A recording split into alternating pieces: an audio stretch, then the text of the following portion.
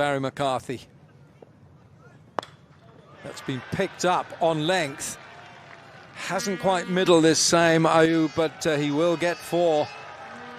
He picked up the early length. It was just marginally short. Oh, hurry, he might be out. He might be gone. Rizwan, is he short of his ground? No, the umpire's asked to see this for the third umpire to have a look. I think he's gone. I think he's gone. Yeah, Rizwan. Mohamed Rizwan is walking back. That's an early strike for Ireland. Babar Azam, the new bat. Oh, goodness me, that's gone past slip for 4. Ireland, this is a great start by the home side. 2 slips for the new bat. Beautiful. How good is that? Just an exquisite touch through that straight mid-wicket, and it's gone for 4. Babar Azam with a touch of class. Shot. Magnificent shot from Babar Azam. Just one gentle stride down the pitch. Picked up on length. Man out there, straight over his head. It's a big 6 for Saim Ayub. Short, too short, over the head of that short mid-wicket, and that's 4 for Babar Azam. Oh, beautifully played. How gorgeous is that? Playing it late, just using the pace. Not a bad delivery at all, but beautifully put away by Saim. Power play done and dusted. And he's carved away immediately.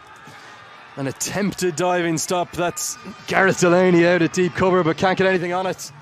And after a conservative power play for Pakistan, maybe the shackles now, with the fielding restrictions loosening, will begin to lose. Short ball this time, helped around the corner. And it's going to be helped away very nicely. Won't quite go all the way, but it will be 4 more. 2 boundaries in the over from Young. Gets us to the end of the 7th. It's 48 for 1. Immediately on the attack from Saim Ayub. Chance in the deep, but just has the legs to get over Harry Tector there in the deep. Didn't get all of it, but it's going with the wind. He makes use of the conditions for a maximum first ball of whites over. Slapped away, and you can hear from the roars, plenty of Pakistan fans in the crowd. This is who they've come to watch. It's Babar Azam. In this format, in any format, he's one of the best in the world. Bowler. And it's when he floats it like that things go wrong, because too easy to take him straight down the ground with the pace on the ball. So disappointing finish for Gareth Delaney, as that one goes for 6. Goes for 10 in the over. After 10, it's 76 for 1. This one, it's gone a long, long way. Harry Tector can only watch it sail over his head. It feels as though the accelerator is just being pressed. And the low full toss is helped away, and helped away with real class. There's a bit of style from Babar there. Babarlicious, that one. This time Markader can't cut it off, so it's a big over. 3 boundaries come from it. Gets us to the end of the 11th. It's 91 for 1. Bigger than you think. Work to do with the ball here. Has he found a first wicket? Camphor out there. Yes, he has. Might not have looked like the best delivery, but perfectly effective. Ireland desperately needed to break that partnership. And it's Delaney with his wrist spin that provides the breakthrough. It ends a fine effort for the second wicket. Ayub holds out to Camphor at long off. Well, there's the moment. It's going to be a 35th T20I 50. Babar Azam is all class, whatever the format. He's the 3rd leading run scorer in the world in this format. He's the 2nd highest 50 maker in the world. There's only one man past him, a certain Virat Kohli. Down the pitch goes Babar Azam. And it's 4. Now up in the air it goes. Should be gone. Mark Adair takes the catch. He was always underneath it, steadied himself, and that's the end of Pakistan's captain. His opener. Gone. Gone. Second ball, Azam Khan. That is a big blow for Ireland. Ben White takes the catch, never took his eyes off the ball, and that is a big scalp who's come for a very short stay. Barry McCarthy, he strays on that leg side, and he's been put away for 6. It's an area of strength for Fakhar Zaman. That's one of his go-to areas, that deep mid-wicket. His feet. There, that's what you've got to do as a bowler. Now then, they feel he's gone, and Shadab Khan is on the walk back. Shadab knows he's out. Well, I'll tell you something. I think Barry McCarthy, who thinks he's the best footballer in this entire Ireland squad, has just shown everyone the Irish team are never going to hear the end of this if this is out. I'll tell you that much for nothing, because it looks like a bullseye. There's the evidence, Wilco. He's gone. Yeah, and Shadab knew it straight away. Short. Pulled away. That is net bowling to Iftikhar. You can't bowl there to him. Line here for Ireland. Goes inside out. Could be a chance. No, it's not. It's 6 all the way. What an extraordinary stroke that was from Iftikhar.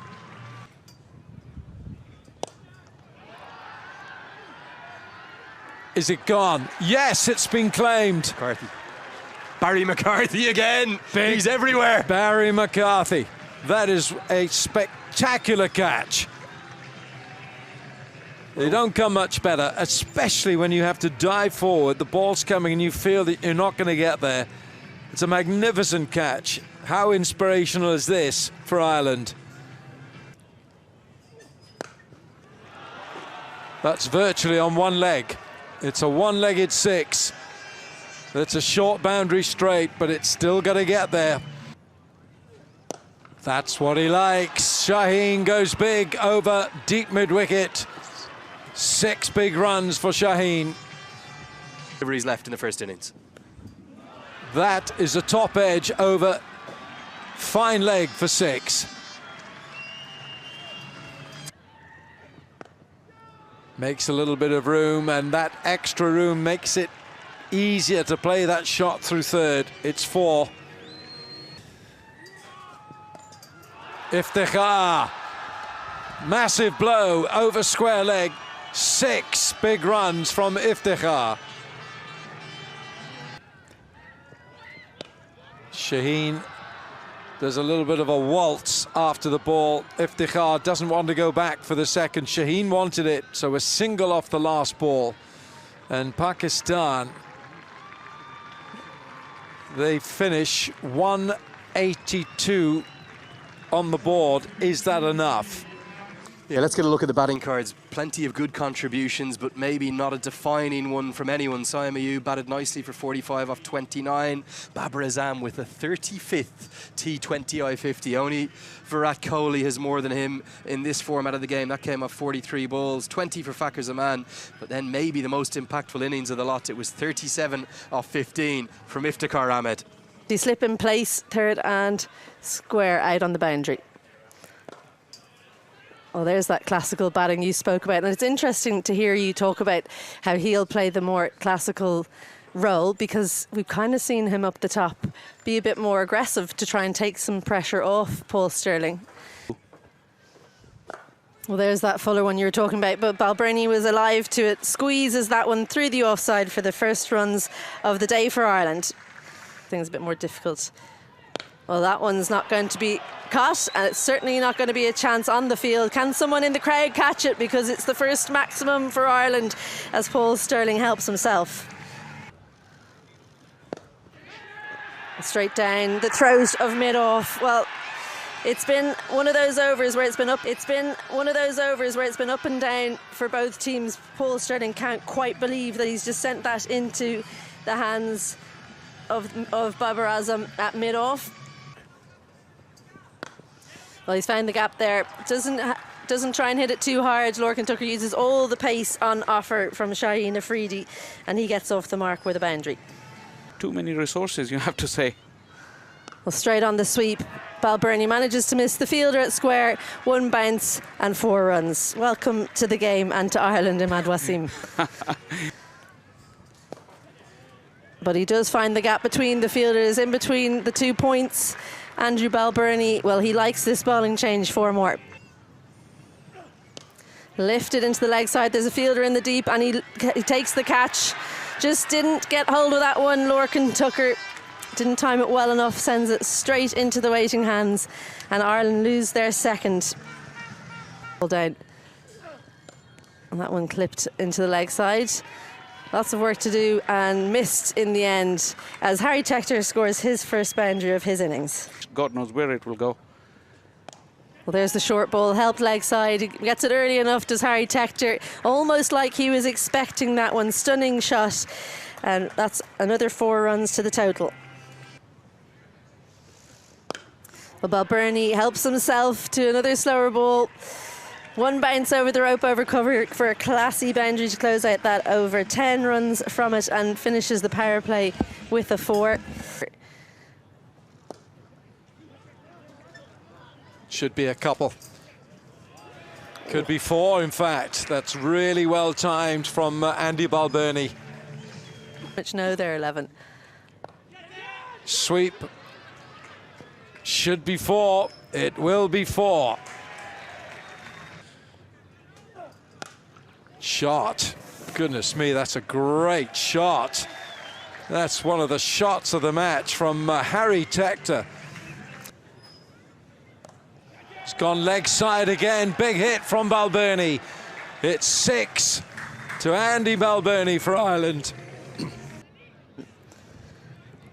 Starts off with a shorter one. Andy Balbirnie places it perfectly and keeps the fielder in the deep interest, but it just keeps leaving him.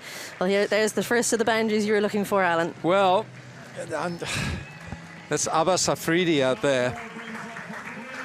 And it's a half century for Andy Balbirnie.